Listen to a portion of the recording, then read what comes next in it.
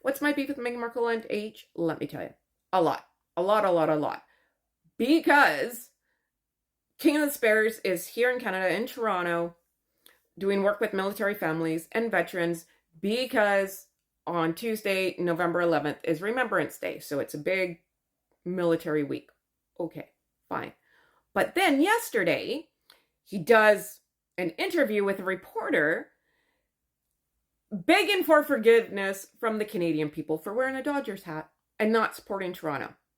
Now, this is how we know Megs and Harry do nothing but listen to all the media, even though Duchess DeLulu likes to say, I only hear 1%. Yeah, lies.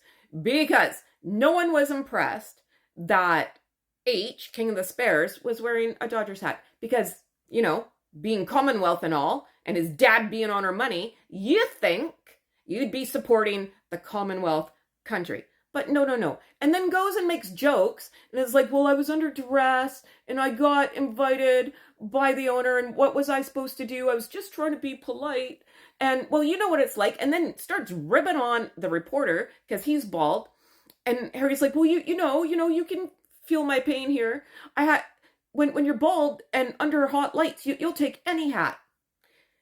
Spineless jellyfish. Have fun with that one when you go back to California and go talk to Magic Johnson, who, he's a big man. I don't want to make him mad.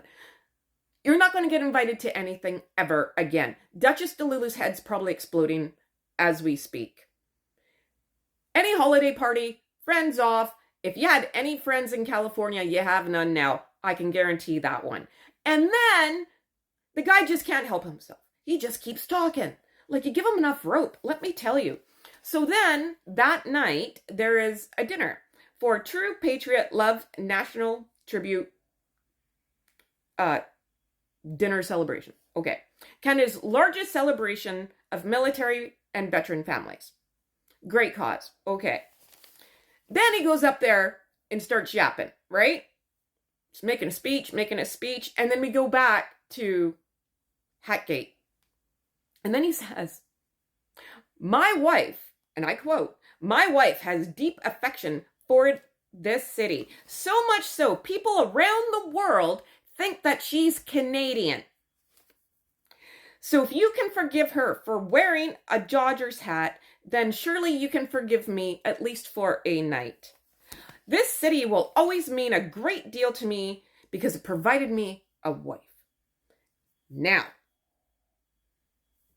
my head's going to explode. One, no one thinks your wife is Canadian. We know she's not, because no Canadian would marry a prince, move over to England, be part of the monarchy, treat Queen Elizabeth the way that she did and you did, trash your family, go on TV, trash your family some more, and just be a chotch. No respecting Canadian would ever do that a day in their life.